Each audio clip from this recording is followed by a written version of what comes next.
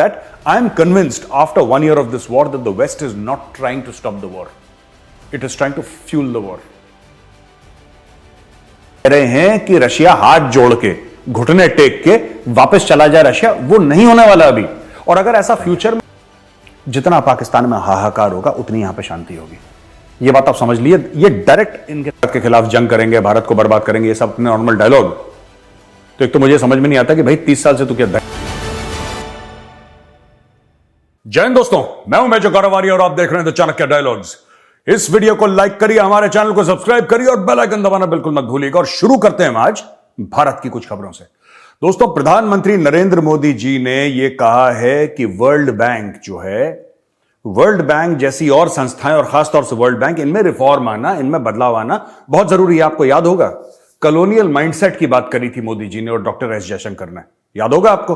उन्होंने यह भी बोला था कि यूनाइटेड नेशंस को रिफॉर्म करना जरूरी है, क्योंकि 1945 में लगभग ये संस्था बनी थी यूनाइटेड नेशंस, और तब के बाद कोई रिफॉर्म नहीं हुआ। वही परमानेंट मेंबर चल रहे हैं, वही तौर तरीके चल रहे हैं। तो दुनिया में इतना डेवलपमेंट आया है। भारत 1947 में बहुत गरीब देश था, टॉप 5 इकोनॉमीज में भारत आ रहा है। लोग कह रहे हैं साहब अगले 10 साल में टॉप 3 इकोनॉमीज में भारत आ जाएगा।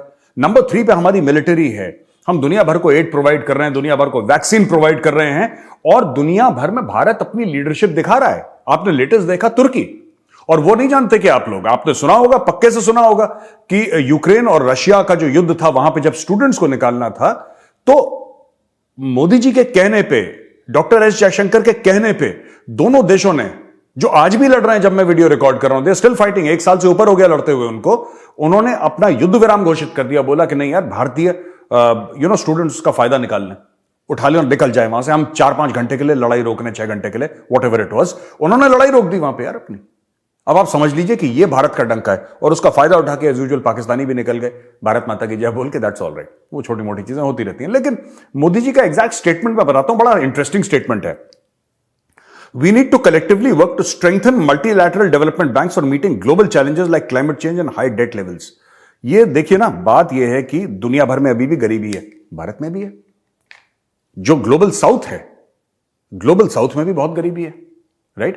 कुछ देश में कुछ दुनिया में ऐसे मुल्क हैं जो कि अमीर हैं, लेकिन ऐसा पूरी दुनिया में तो नहीं है। उनके लिए कौन बोलेगा? उनके लिए भारत बोल रहा है। सो जब आप आईएमएफ का रिफॉर्म करेंगे, वहां पे भी एक, आई थिंक नंबर 2 पोजीशन पे गीता गोपीनाथ हैं, जो उनकी पहले चीफ इकोनॉमिस्ट थी। I think now she is deputy managing director, क्या उनका ओहदा है मुझे नहीं पता है, but she is number 2 in IMF. और यहां पे अजय बांगा साहब जो हैं, पहले मास्टरकार्ड के वो सीईओ और मैनेजिंग डायरेक्टर थे, अब उनको जो बाइडेन ने रिकमेंड करा है, उनका नाम रिकमेंड करा है एज वर्ल्ड बैंक प्रेसिडेंट। तो दोनों जगह भारतीय हैं। तो मुझे लगता है कि यह बात रखी जानी चाहिए कि इन एजेंसीज में, इन ऑर्गेनाइजेशंस में There should be reform. ये 1940s के हिसाब से नहीं चल पाएंगी अभी। The world has totally changed। मैं आपको बता रहा हूं दोस्तों, सिर्फ भारत की बात नहीं है। चीन को देखिए ना, चीन कहां पहुंच गया। चीन कहां पहुंच गया? आज की तारीख में दुनिया की 2nd नंबर की इकोनॉमी है। चीन में खाने के लाले थे, एक जमाने में चाइना के खाने के लाले थे, ठीक है। फैमिन से लोग मर रहे थे। द ग्रेट लीप फॉरवर्ड आप पढ़िए, आपको पता लगेगा कितने लोग, करोड़ों लोग मर गए फैमिन से। लेकिन देखिए आज चाइना कहां पे है। तो ये दुनिया की बदलती तस्वीर है। ब्राजील कहां था, कहां पहुंच गया ब्राजील, राइट। अब ब्रिक्स कंट्रीज की बात करिए तो G20 में अगर आप कंट्रीज देखें, इसमें से कई नए एंट्रेंट्स हैं G20 में जो पहले नहीं थे। मतलब उस लेवल पे टॉप 20 इकोनॉमीज में नहीं आते थे वो, अब आते हैं। मैं G20 के खास तौर से सिर्फ एक एग्जांपल के तौर पे आपको बात बता रहा हूं। तो आप देख सकते हैं कि दुनिया में कितना बदलाव आया है, और वो बदलाव दर्शाना चाहिए इन ऑर्गेनाइजेशंस को अपने मेकअप में, कि जी वर्ल्ड बैंक का ये है, आईएमएफ का ये है। जिसको पुरानी वेस्टर्न मूवीज आपने देखे ना, उसमें कहते हैं there is a new sheriff in town. भाई India is the new sheriff in town and the world must wake up to this reality. अच्छा जी, दूसरी चीज जो है, दूसरी खबर में जो आपके लेकर आया हूं, ये फ्रांस ने एक बात बोली है कि एक G20 का कम्युनिके बनने वाला है। G20 वाले जो अपना संदेश देते हैं, अपना दुनिया को पैगाम देते हैं, और उसमें फ्रांस ने एक बात बोली है कि जब तक ये स्ट्रांगली रशिया को कंडेम नहीं करेगा ये कम्युनिके, तब तक फ्रांस इस पर साइन नहीं करेगा। जाहिर सी बात है, फ्रांस का हक है। मैं ये जानना चाहता हूं यार कि सबने मिलकर कंडेम कर दिया रशिया को, अभी आप तारीफ कर रहे हो रशिया की, अभी आप उसको तिलक लगा के उसकी आरती, फूलमाला के हार पहना रहे हो उसको, अभी भी तो कंडेम कर रहे हो। G20 के कागज पे आपने रशिया को कंडेम कर दिया, तो उससे रशिया का क्या फर्क पड़ेगा? मैं अभी तक ये नहीं समझ पाया, ठीक है, आपने एक चपत लगा दी, रशिया को बुरा लग गया, फिर क्या होगा? उससे लड़ाई रुक जाएगी? मैं बता रहा हूं दुनिया जो है, और ये अब मैं धीरे धीरे, देखिए मैं फिर कह रहा हूं कि रूस जो यूक्रेन में घुसा, वॉट एवर द प्रोवोकेशन, ये कदम ठीक नहीं था रशिया का, नहीं करना चाहिए था। Russia should not have invaded Ukraine. Having said that, I am convinced after 1 year of this war that the West is not trying to stop the war. It is trying to fuel the war. कितनी बार America ने, कितनी बार England ने, France ने, कितनी बार ये बड़े बड़े जो वेस्टर्न कंट्रीज हैं, इन्होंने ग्रुप बनाया और ये बोला कि यार चलो रूस चलते हैं और प्रेसिडेंट पुतिन से बात करते हैं, बोलते हैं यार ये बंद करो, चलो जेलेंस्की को। कितनी बार आपने ऑफर करा कि पेरिस में आ जाओ, हम पेरिस में कॉन्फ्रेंस रख रहे हैं, आप आ जाओ, पीस टॉक्स करते हैं, वॉशिंगटन में, व्हाइट हाउस में। मैं बता रहा हूं सब लोग जितने भी हैं ये मुल्क जो इतना जो वो शो करते हैं ना कि यार we are shocked, we are appalled by this Russian action, they don't want the war to stop. ठीक है, रशिया तो लड़ रहा है और रशिया ने गलती करी, वो तो करी है। ये जेलेंस्की को निपटा देंगे, मैं बता रहा हूं, और यूक्रेन को निपटा देंगे। यूक्रेन वैसे ही आधा बर्बाद हो चुका, पूरा बर्बाद करवा देंगे ये लोग। किसी ने पहले भी बोला था ना, नेटो वाला सवाल जो कुछ वीडियो पहले, 2-3 वीडियोस पहले मैंने बोला था कि नेटो बीच में नहीं आ रहा है। क्यों? क्योंकि नेटो कंट्री अटैक नहीं हुई। यूक्रेन जाहिर सी बात है नेटो कंट्री नहीं है। ओ भाई, नेटो कंट्री नहीं है पर नेटो वाले हथियार तो दे रहे हैं उसको। NATO countries are giving weapons, they are giving money, they are giving ammunition, they are giving cutting edge technology. आपने जेवलिन मिसाइल्स दे दी, आधे के आधे रशियन टैंक्स उन्होंने बर्बाद कर दिए वहां पे, और रशिया और अपने टैंक्स झोंक रहा है। ये हाइपरसोनिक मिसाइल, ये देखो, अगर आप चाहते हो ना, ये कम्युनिके साइन करने से कुछ नहीं होगा, मैं आपको बता रहा हूं। आपने 10 ऐसे कागज साइन कर लिए, कख नहीं होना इसका। If the countries are serious about stopping this war, अगर आप सीरियस हैं ना कि आपको जंग रोकनी है, तो फिर ये वेस्टर्न कंट्रीज को, और वही काम करना है जो भारत कह रहा है। जो मोदी जी ने बात करी थी, मोदी जी ने बिल्कुल ठीक बात, सटीक बात करी थी, और इन लोगों को ना देर से समझ में आता है, क्योंकि ये चाहते नहीं है पीस। भारत चाहता है पीस, इसलिए भारत ऐसी बात कर रहा है, लोग चाहते ही नहीं पीस। ओ यार, तुम हथियार देते रहोगे, और जेलेंस्की उल्टा क्या बोल रहा है? जेलेंस्की क्या बोल रहा है? जेलेंस्की का भी यह कमेंट आया है कि जनाब आप हमें हथियार देते रहिए, हम रूस को हरा देंगे। आप हमें हथियार देते रहिए। He is asking for weapons, west is happy to supply weapons. फिर लड़ाई कहां से रुकेगी यार? लड़ाई कैसे रुकेगी? अगर आप यह कह रहे हैं कि रशिया हाथ जोड़ के, घुटने टेक के वापस चला जाए रशिया, वो नहीं होने वाला अभी। और अगर ऐसा फ्यूचर में हो भी गया, मैं कह रहा हूं अगर फ्यूचर में हो भी गया, तो बहुत नुकसान हो जाएगा आसपास के मुल्कों का। जब तक रशिया वापस जाएगा, वो पूरा, it will flatten the entire country by the time Russia goes back. और फिर वेस्ट का फायदा, जो वेपन्स इंडस्ट्री है, वेपन बिके वेस्ट के, बिल्कुल बिके। अमेरिकन गवर्नमेंट ने खरीदे ना, जो जेलेंस्की पैसे थोड़ा ना दे रहा है उसके, वो तो अमेरिकन गवर्नमेंट दे रही है। अमेरिकन गवर्नमेंट ने अमेरिकन कंपनीज को पैसे दिए, अमेरिका में जॉब्स बने, अमेरिकन कंपनीज ने वॉल स्ट्रीट पे उनके शेयर प्राइसेस रेज हुए, अरबों डॉलर लोगों ने कमाए। वही अफगानिस्तान का गेम दोबारा they are trying in Ukraine indirectly. Afghanistan में डायरेक्टली इन्वॉल्व थे, कई हजार जाने चली गई वहां पे, और वही ड्रामा ये यूक्रेन में शुरू हो रहा है कि 2 हथियार, ये 50 अरब ये, 100 अरब ये, फलाना ढिमका ये दो, इतने मिलियन अब दो, इतने बिलियन तब दो, और लड़ने दो। कौन लड़ रहा है? जेलेंस्की लड़ रहा है। कौन मर रहा है? यूक्रेनियंस मर रहे हैं, रशियंस भी मर रहे हैं। मैं सही गलत की बात नहीं कर रहा, मैं कह रहा हूं कि इस लड़ाई को रोकना जरूरी है, और एक पक्ष को आप हथियार देकर लड़ाई नहीं रोक सकते। ठीक है, अच्छा जी, अब आते हैं हम तीसरी खबर पे, और तीसरी खबर है कि पहली बार इंडिया की कोई सबमरीन आईएनएस सिंधु केसरी, ये इंडोनेशिया में डॉक हुई है। कभी इसके पहले, अकॉर्डिंग टू दिस न्यूज, कभी भी इंडियन सबमरीन इंडोनेशिया में डॉक नहीं हुई। और इंडोनेशिया का आप जानते हैं, इंडोनेशिया की वैसी खटपट चलती रहती है इनकी चीन के साथ, राइट? क्योंकि चीन के मुंह में लार टपकती, किसी की जमीन देख के इसका घेर लिया, वो घेर लिया। तो इंडोनेशिया की भी जमीन पे चाइना की नजर है। तो अब यहां पे जाके इंडोनेशिया में हमारी सबमरीन डॉक करी। तकरीबन 3000 टन से कुछ ज्यादा वेट है सबमरीन का, डीजल इलेक्ट्रिक सबमरीन है, और यह सबमरीन वहां पे डॉक करी है। सिंधु केसरी इसका नाम है। एंड ये लिखा है कि an Indian submarine has for the first time ever docked in Indonesia and is among the countries locked in a maritime dispute with China in the contentious South China Sea as part of the continuing overall diplomatic military outreach to ASEAN countries. ठीक है जी, ये हो गया है। इसके अंदर ये dock करने के बाद ये भी लिखा है, event happened soon after India conducted operational training to handle BrahMos supersonic missile for 21 military personnel from the Philippines at Nagpur earlier this month. अच्छा, ये खबर जो है ये मेरी नजर से गुजर गई थी, ये I don't remember this, but India Philippines को ब्रह्मोस दे रहा है। इंडिया जो है वो फिलीपींस को ब्रह्मोस दे रहा है और 21 लोगों को ट्रेनिंग भी करी है नागपुर के आसपास। कहां एग्जैक्टली करी मुझे नहीं पता, लेकिन इंडिया, ये देखिए मैं आपको बता रहा हूं, ये जो ब्रह्मोस है और ये सब मिसाइल्स है ना, ये China does not have anything like it. China के पास नहीं है और चाइना को बहुत खटकती है ये बातें। अब इंडिया स्टार्ट्स गिविंग, मैं तो कह रहा हूं इंडिया को ना और देना चाहिए। ब्रह्मोस पे क्यों रोक रहे हो यार? इनको पृथ्वी दो, इनको अग्नि दो, इनको त्रिशूल दो, ताइवान को भी दो अग्नि। ये जितने 15-20 जो त्रस्त है ना चीन से, सबको बोलो कि हमारे 5 वेपन सिस्टम्स हैं, ठीक है? 5 अग्नि, पृथ्वी, नाग, आकाश, त्रिशूल। तुम 5 लो यार।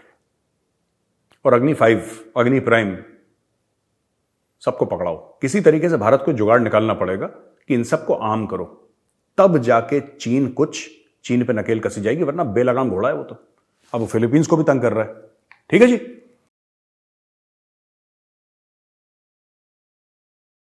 अच्छा, ये ना काफी चल रहा है कि पंजाब में वो खालिस्तानी कुछ ये एक सेल्फ स्टाइल्ड रिलीजियस टीचर है, ठीक है जी, Amritpal Singh.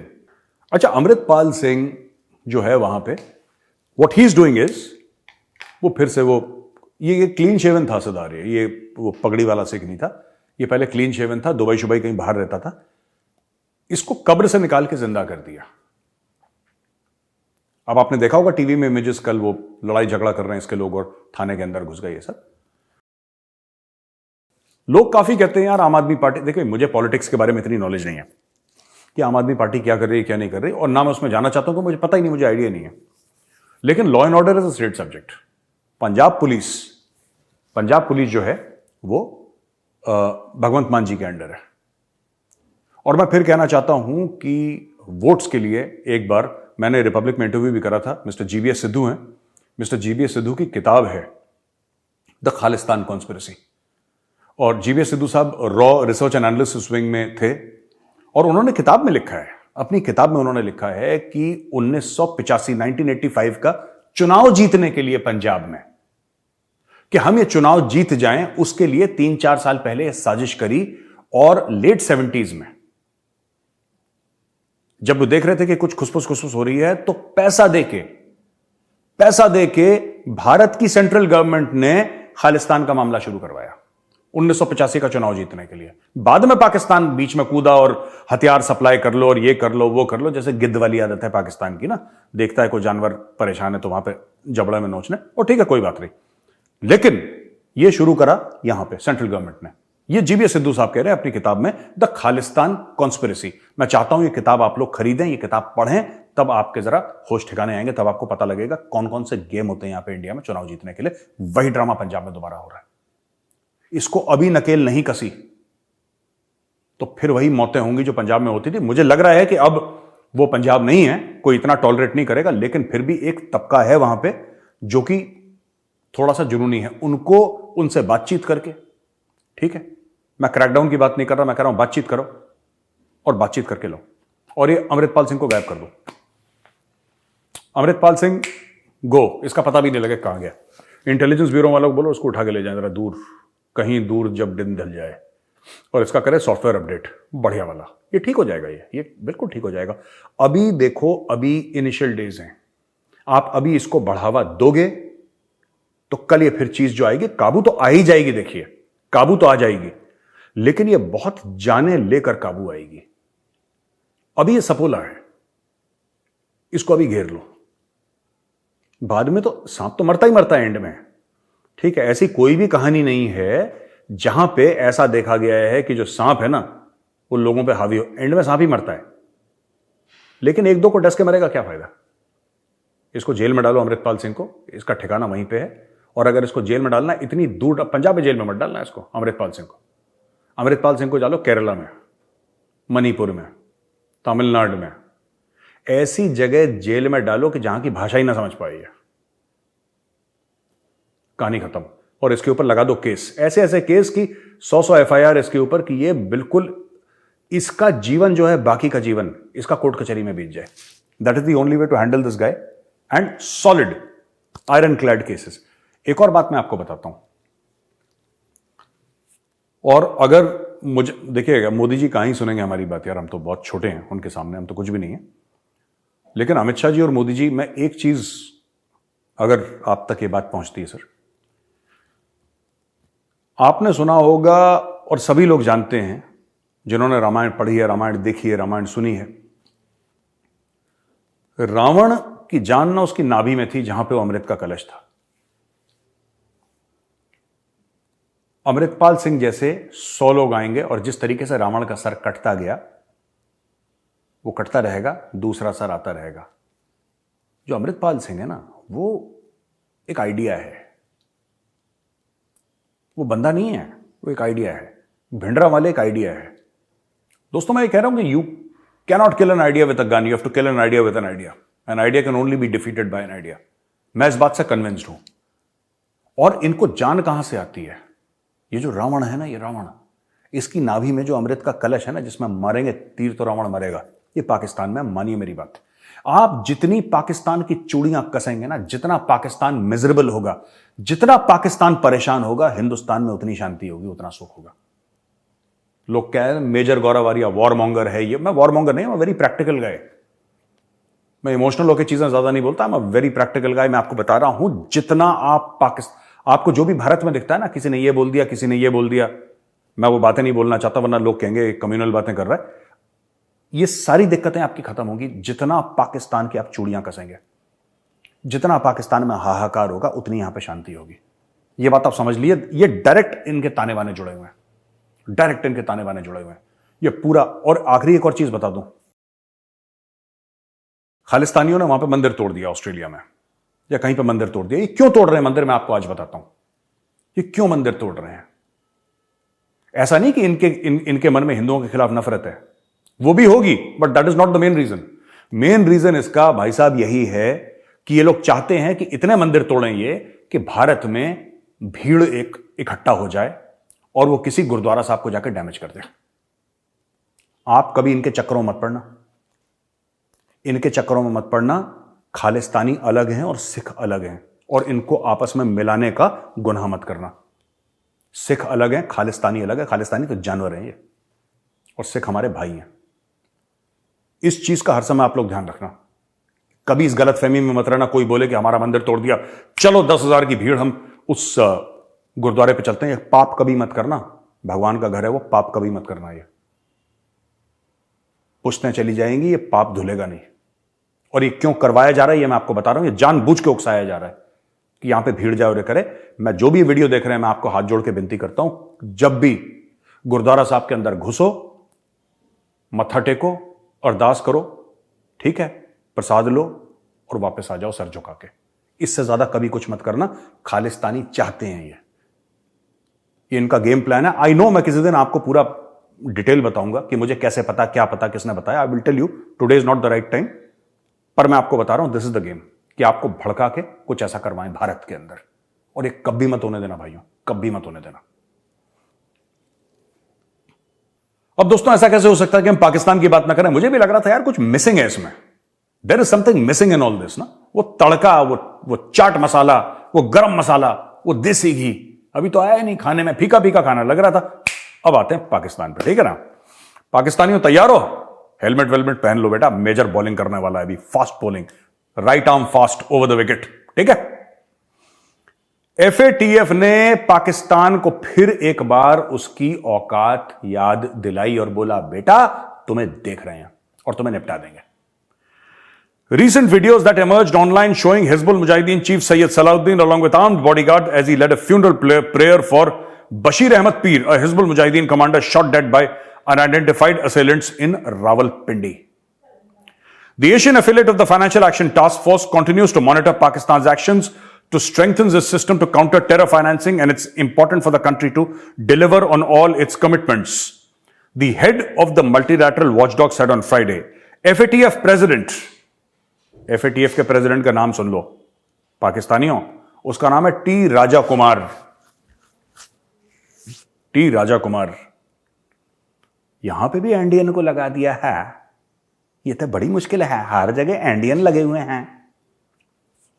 T. Raja Kumar of Singapore has made the remarks at a news conference following the conclusion of a plenary meet in Paris, where he was asked whether Hizbul Mujahideen Sayyid Salahuddin activity in Rawalpindi went against Pakistan's commitments to crack down on terrorism.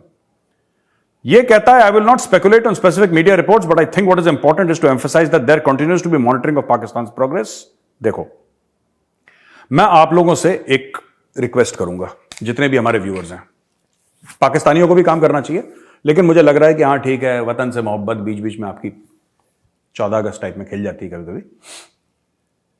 लेकिन Indians, आप ये जो video है ना सैयद सलाउद्दीन का, जिसमें वो कह रहा है कि भारत के खिलाफ जंग करेंगे, भारत को बर्बाद करेंगे, ये सब नॉर्मल डायलॉग, तो एक तो मुझे समझ में नहीं आता कि भाई 30 साल से तू क्या धनिया छील रहा था? 30 साल से क्यों नहीं करा तूने बर्बाद? अब बुढ़ापे में इसको बड़ी जवानी आ रही है, भारत को ये करेंगे, भारत को करेंगे। खैर, you must take out that clip from the internet. ठीक है, आप इंटरनेट से क्लिप वो करिए और आप अपना उसके ऊपर लिखिए कि पाकिस्तान अभी एफएटीएफ से निकला है और किस तरीके से ऐसा हो सकता है कि पाकिस्तान दोबारा ऐसे दहशतगर्दों को, जिसने हिंदुस्तान में हजारों जानें हिजबुल मुजाहिदीन ने ली हैं, लोगों को, आम लोगों को मारा है, सिविलियंस को मारा है, वो इस तरीके से कैसे घूम सकता है हथियार वथियार लेके अपने बॉडीगार्ड से? इसका मतलब पाकिस्तान में उसको पनाह दे रखी है। रावलपिंडी में पाया गया जहां पे आर्मी है, इसका मतलब रावलपिंडी ने उसको पनाह दे रखी है। GHQ Rawalpindi, Pakistan army. आप लोग एफएटीएफ को टैग करके, यूएनएचआरसी को टैग करके, ठीक है, आईएमएफ को टैग करके ये वीडियोस भेजिए छोटे छोटे, एक एक मिनट के। आप ट्वीट करिए and tag all these bodies and ask them this question, I request you. इसका हैशटैग चलाइए और जितने भी लोग हैं प्रोमिनेंट, आप सबको टैग करिए जिसको नहीं पता है। And everybody should come to know किस तरीके से पाकिस्तान पौने चार साल रहा वो एफएटीएफ की ग्रे लिस्ट में, अभी निकला है। और निकलते ही, मैंने आपको बहुत पहले बोला था, एक्सेलेटर से पैर हटाओगे तो दिक्कत होगी, दिक्कत हो गई। ये मैं कई बार बोल चुका हूं। पाकिस्तान, देखो, पाकिस्तान का जो एक्सेलेटर है ना, उस पर पैर रखे रहना है, उन पर दबाव बना के रखना है। जब दबाव हटेगा तो ये सैयद सलाउद्दीन को तो ये बाबा कौम मानते हैं, अपना जिन्ना से बड़ा मानते हैं इसको यार। ये हाफिज सईद वगैरह, मैं बता रहा हूं, इनके कदमों पे तो जाके पाकिस्तानी माथा टेकते हैं, सजदा करते हैं इनके कदमों पे। हीरो है इनके लिए बहुत बड़ा। और ये खुला घूम रहा है, ये हथियार लेके अपने सपोर्टर्स के साथ, और भारत के खिलाफ जिहाद की बातें कर रहा है। वो क्लिप आप निकालिए इंटरनेट से और सबको टैग करिए ट्विटर पे। एक ट्विटर स्टॉर्म आनी चाहिए, ट्विटर सुनामी आनी चाहिए इसकी, ठीक है। हैशटैग लगाइए कोई और इसको आगे बढ़ाइए।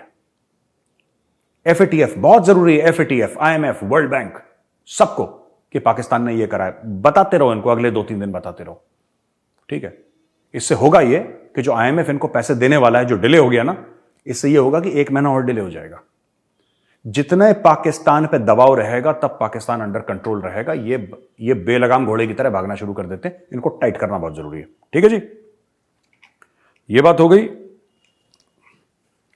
इसके अलावा ये 2 पाकिस्तानी भाई हैं, 20 साल पहले इनको ग्वांतानामो बे में डाल दिया था। अब्दुल एंड मोहम्मद अहमद रबानी, ये 2002 में पाकिस्तान, मुझे लगता है परवेज मुशर्रफ थे उस टाइम। अच्छा, परवेज मुशर्रफ ने ना, ये बात इसकी कवर भी हुई है पाकिस्तानी न्यूज़पेपर में। परवेज मुशर्रफ ने 4000 पाकिस्तानी बेच दिए थे अमेरिका को, पता है, पैसे खा के निपट गया, चला गया वापस। उसने क्या करा कि अमेरिकन ने बोला कि तुम्हारे यहां तो अलकायदा वाले घूम रहे हैं, बताओ हम पैसा देंगे। तो इनके मुंह में पानी आ गया पाकिस्तानियों के, जाहिर सी बात है। तो इन्होंने सड़क में जो फल बेच रहा था ना, जिसने अलकायदा का नाम भी नहीं सुना था, आप जाके गूगल करिए, अभी आपको मिल जाएगा, पाकिस्तानी न्यूज़पेपर ने कवर कर रखा है। 4000 पाकिस्तानियों को परवेज मुशर्रफ ने बेच दिया। ही sold his countryman for dollars. वो डॉलर कहां गए अभी तक किसी को नहीं पता, ठीक है। इसने, परवेज मुशर्रफ ने क्या करा कि परवेज मुशर्रफ ने जो फल बेच रहा था उसको, कोई स्कूल का टीचर उसको, कोई प्लम्बर था उसको, कोई कारपेंटर था, कोई बिजली वाला था, एसी रिपेयर करने वाला था, सबको पाकिस्तानी फौज ने इसके पीछे लगाया और बोला पकड़ो। उनको मार मार के बोला कि तुम अलकायदा के, उसको बेचारे को पता ही नहीं फल वाले को अलकायदा क्या होता है, ठीक है। उसको पता ही नहीं अलकायदा क्या होता है। उसको मार मार के बोला करते हैं जी जनाब मैं अलकायदा का हूं, मारना बंद करो मैं अलकायदा का हूं। देखो इसने कबूल कर लिया अलकायदा का, जाओ।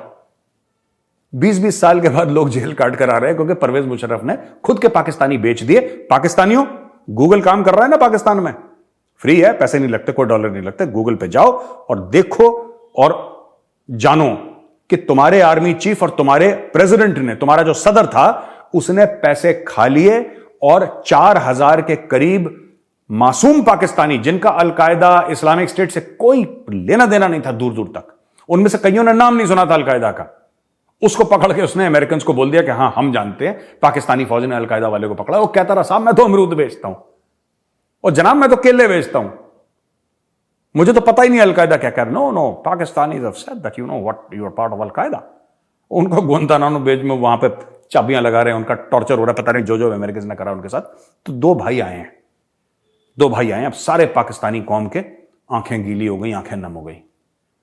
मेरे करण अर्जुन आएंगे, तो इनका करण अर्जुन आ गए भैया, ठीक है ना। और आखिरी छोटी सी खबर है कि पाकिस्तान उज्बेकिस्तान ने $1 अरब की ट्रेड साइन करी है।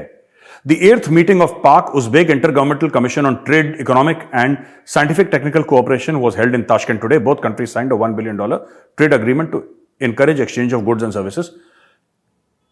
ये कोई चुटकुला है, मुझे नहीं पता क्या है ये। पाकिस्तान कौन सी गुड्स देता है, कौन सी गुड्स लेता है, मुझे इसके बारे में नहीं पता है, ठीक है। ये न्यूज आई थी कि Pakistan Uzbekistan sign a 1 billion trade deal, 1 अरब की ट्रेड डील। मुझे फनी लगी, मैं आपके सामने ले आया। इसके बारे में क्या करना है मैं नहीं जानता, मुझे लगा कोई लतीफा है, कोई चुटकुला है, मैं आपके सामने ले आया, दैट्स इट। अच्छा जी, अब आते हैं सवाल जवाब पे। इंटरेस्टिंग, जवाद पनवर ये कहते हैं मैं लड़काना सिंध पाकिस्तान से हूं, मैं क्लास 12th का हूं, मैं आपके वीडियोस देखता हूं। जवाद जी बहुत बहुत धन्यवाद आपका, नमस्कार आपको। Why is government of India not supporting freedom movement of Sindh and raising voice on international forum like Pakistan raising Kashmir issue? We Sindhi people has no concerns with Kashmir, we admire. अच्छा ठीक है, देखिए ऐसा है ना कि सिंध की आवाज आप कह रहे हैं इंडिया क्यों नहीं रेस कर रहा। मैं आपसे पूछता हूं, आप बहुत छोटे हैं कोई बात नहीं, लेकिन मैं आपसे पूछता हूं आप क्यों नहीं रेस कर रहे, सारे सिंधी मिलकर क्यों नहीं रेस कर रहे? इंडिया करेगा, बाद में करेगा जब इंडिया को करना होगा, अगर इंडिया करता है तो जवाद जी मैं आपसे ये कहना चाहता हूं आप क्यों नहीं रेस कर रहे सिंध की आजादी की तहरीक आवाज? आप करिए ना, आप इकट्ठा करिए लोगों को। आजादी कभी कोई बाहर से नहीं दिलवाता। जिन लोगों को यह गलतफहमी है कि ईस्ट पाकिस्तान में सब कुछ ठीक था, वो इंडियन आर्मी आई और उसने बांग्लादेश बना दिया, no, this is wrong, this is wrong history. The Bengalis wanted independence, the Bengalis were willing to die for independence, the Bengalis were willing to sacrifice their lives, the lives of their families, their home and hearth for an independent Bengali nation called Bangladesh. Indian army I, Indian army ने काम करा, इसमें कोई शक नहीं है। There is no doubt, Indian army fought very bravely and Pakistani फौज से सरेंडर करवाया, सब कुछ कराया, इसमें कोई शक नहीं है। लेकिन दिल में चाहत थी, दिल में आग थी बंगालीज की, इसलिए बांग्लादेश बना। अगर वो दिल में चाहत नहीं होती, if the Bengalis did not want to be separated from Pakistan, India could not have created Bangladesh. It was not up to the Indian army or the Indian armed forces or the government of India to create Bangladesh out of thin air. Possible ही नहीं था। वो लोग चाहते थे, हां India ने मदद करी, ये बात, इंडिया ने मुक्ति बानी बनाने में मदद करी, ये भी सच है। इंडिया की agencies, intelligence agencies, raw, Indian army, military intelligence सब इन्वॉल्व थे, ये भी बात सच है। लेकिन चाहत बंगालीज में थी, they wanted freedom and they were willing to die for that freedom, therefore Bangladesh was created. जिस दिन आप में जज्बा आ जाएगा, सिंधु देश विल बिकम अ रियलिटी। अच्छा जी, श्रद्धा जी हैं, I am a student of history. Jai Hind Gaurav sir. Shraddha ji नमस्कार, Jai Hind. I am afraid of what happened in Punjab, how they attack the police station and AAP government give up in less than 2 hours. Something similar happened in 84 when they demanded for Bhindranwala. अच्छा, please make us understand the scenario from your point of view and the failure of आप government. देखिए श्रद्धा जी, ऐसा है कि आपकी सरकार जो कर रही है, मैं इसके बारे में नॉलेज ज्यादा नहीं रखता, मैं पॉलिटिकल मैटर्स पे कमेंट नहीं करता। अक्सर मैं ये बात कह देता हूं कि मुझे इसके बारे में नॉलेज नहीं है। I don't think that is true. हम लोग सब पढ़ते हैं, हम सबके ओपिनियंस होते हैं, पॉलिटिकल ओपिनियंस भी होते हैं, मेरे भी हैं, लेकिन मैं इसमें चाहता नहीं। नेशनल सिक्योरिटी पर्सपेक्टिव से मैं वीडियो में बता चुका हूं। मैं आम आदमी सरकार जो पंजाब में है मैं उसके बारे में कोई कमेंट नहीं करना चाहूंगा। मैं पॉलिटिकल कमेंट्स नहीं करता, माफ कीजिएगा, आई एम सॉरी। अच्छा जी, आखिरी सवाल यह है कि Anupam Goyal, sir, I'd like to say that I've been a person who didn't respect or appreciate my family, but I have now come to realize my mistake. And why you're someone I remember, respect, believe, and admire. You are everything, and my parents adore and want me to be like. Jai Hind, sir, and sorry for not being the best. अच्छा, अनुपम गोयल जी, आप ये कह रहे हैं कि आपके माँ बाप ये चाहते हैं कि आप मेजर गौरव आर्य की तरह बने। देखिए, मैं आपको बात बताऊं, ये हर घर की कहानी है भारत में, ठीक है? आप समझते होंगे, ठीक है, कि आप समझते जरूर होंगे कि मेजर गौरव आर्य में ये अच्छी चीजें, ये अच्छी चीजें, ये अच्छी चीजें। मेरी कभी माँ से पूछिएगा, ठीक है? मेरा घर में रोज बैंड बजता है, माँ रोज कहती है अच्छा ये नहीं करता, ये नहीं करता, ये नहीं करता। मुझे रोज डांट पड़ती है दिन में 10 बार, ठीक है? तो अगर आपके माँ बाप करते हैं ना, आपसे प्यार करते हैं, कोई बात नहीं, डांट झेल लीजिए, हम भी झेलते हैं। माँ सवेरे से शुरू हो जाती है रात तक, इसने ये नहीं करा, इसने ये नहीं करा, नालायक है, ये फलाना ढिमका, डेली का कहानी है। That's all right, that's okay, उनका काम है, उनका हक है, बोलते हैं वो लोग। तो ये नहीं करना कि आप, मैं कम हो गया, मैं ज्यादा हो गया। कोई कम ज्यादा नहीं है यार, हम सब बराबर है, सब रोटी खाते हैं, दैट्स ऑल राइट, ठीक है ना? और आप जो कह रहे हैं ना कि I am sorry for not being the best that I could have been, देखिए बात यह है ना कि पेरेंट्स के एक्सपेक्टेशन होते हैं और आपके खुद एक्सपेक्टेशन होते हैं। आपको सबको साथ लेके चलना पड़ता है। वी आर इंडियंस, हम फॉरेनर तो है नहीं जो हम 18 साल की उम्र में, 16 साल की उम्र में सूटकेस लेके घर से भाग लें। We live with our parents, है ना? We live with our future generations, that is the Indian culture. तो आप उनको भी साथ लेके चलिए। एंड बेस्ट क्या होता है? There is nobody the best. मैं कौन सा बेस्ट हूं यार जो आप सोच रहे हैं कि मैं कोई इंस्पिरेशन हूं किसी के लिए? ऐसा नहीं है, ऐसा कोई नहीं। I am nobody. मैं तो सिर्फ जो मेरा एक मैसेज है वो आपको एक ह्यूमरस तरीके से पहुंचाने की कोशिश करता हूं, that's it. So all the very best Anupam Goyal ji, all the very best. दोस्तों, ये वीडियो पसंद आया तो इस वीडियो को लाइक करिए, हमारे चैनल को सब्सक्राइब करिए, बेल आइकन दबाना बिल्कुल मत भूलिएगा। जय हिंद, वंदे मातरम, भारत माता की जय।